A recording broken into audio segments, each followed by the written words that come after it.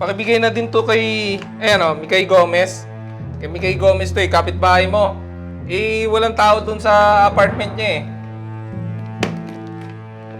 Oo, sige. Ako nang bahala dito. O sige, pabigay na lang Di, sabi dyan sa labasan, nagkabigayan na daw ng Christmas package galing sa barangay.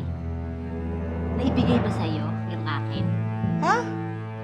Be, wala pa, Be. Wala pa. di sana nabigay ko na sa'yo. Di ko naman pag-iindisan yun, oh. Ano ako, magnanakaw? December. Nagkabalikan na sila.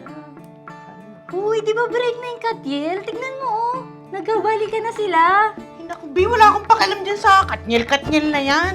Ang pakialam ko, kung dumating na ba yung Christmas package na galing sa barangay?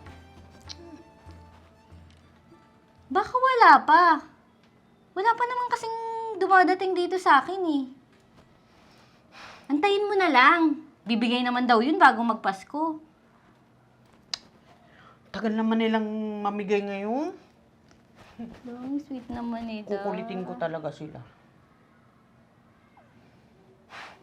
Bossing, wala pa ba yung Christmas package na ipapamigay sa amin ng barangay? Wala pa, te. Inaayos mo ng barangay, syempre. Saka, te, ilang linggo pa bago magpasko. Naninigurado lang. Baka mamaya kung saan na ba punta Ayusin mo yung pagsasalita mo, te, ha? Oy! Tapat sa inyo ang barangay, ha? Pag narinig pa ni Kap yan, gusto mo sumukit na kay Kap? Ay, Ha? Kap! Ay, hindi naman, bossing. Joke lang Ay! yun. Kakaganyan mo? Baka mawalan ka pa. Ay, wag naman, bossing. Joke nga lang Hindi ka natawa. Sumukit na kay Kap? Hindi, wag. Ha? Joke Ha? lang. Joke nga Joke. Ano pangalan mo? Loleng. Loleng Cruz. Sige, Damihan nyo, ha? di ka magkakaroon. Lo. Joke nga Tao po! Loleng Cruz! Bayo. Tao po! Bayo, Loleng istorbo Cruz. naman Loleng Cruz, di ba? Apa. Oh, Uy! Akala ko hindi na darating to te. Pakibigay na din to kay, Mikay Gomez. Kay Mikay Gomez to kapitbahay mo. Walang tao dun sa apartment niya eh. Oo, sige. Ako nang bahala dito. O sige, pabigay na lang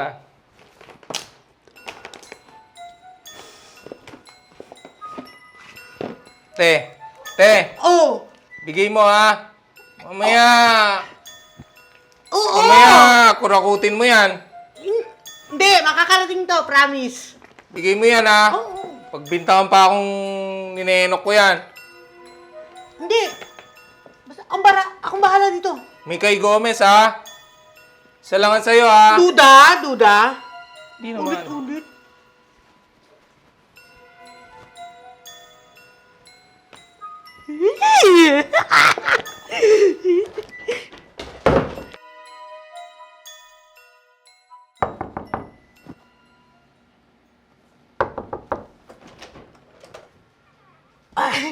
Be, bakit? Di, sabi dyan sa labasan, nagkabigayan na daw ng Christmas package galing sa barangay. Naibigay ba sa'yo yung akin? Ha? Be, wala pa, Be. Wala pa. Di sana nabigay ko na sa'yo. Di ko naman pag-iindisan yun, oh. Ano ako, magnanakaw? At saka, di ba ikaw na rin yung magsabi na kapag, intayin na lang natin na dumating, di ba? Di intayin mo na dumating yun sa'yo. Sige na. Nantok na ako Tutulog na nga ako Ha?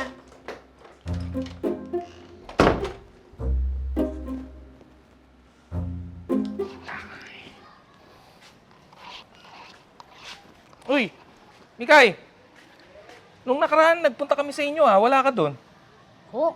Bakit ho? namigay kami ng Christmas package ng barangay. Yun sa'yo, pinakisuyo ko doon sa kapitbahay mo. Si Aling Loleng.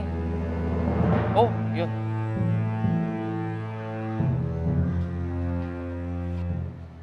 Bilisan mo, halika dito, dali. Halika mo, bilisan mo.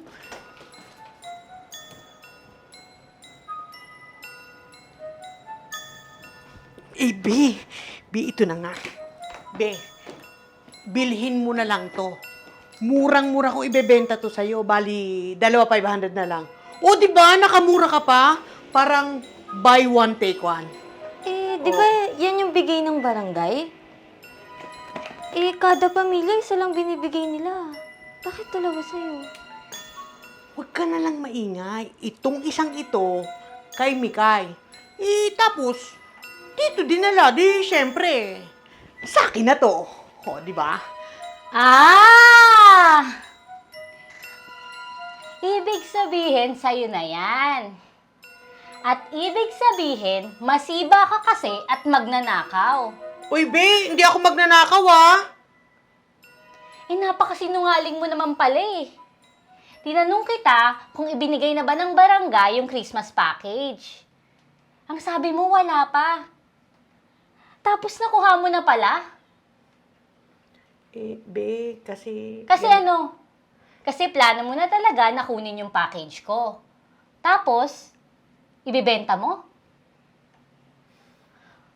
Gusto mo isumbong kita sa barangay, ha? At nang sa susunod, hindi ka na nila bigyan ng kahit isa. Naku, Be, wag naman. Ito na nga, oh. Soli ko na, oh. Dapat lang. Dahil wala kang karapatan kunin yung bagay na hindi naman sa'yo. Magtrabaho ka nga kung gusto mong magkapera.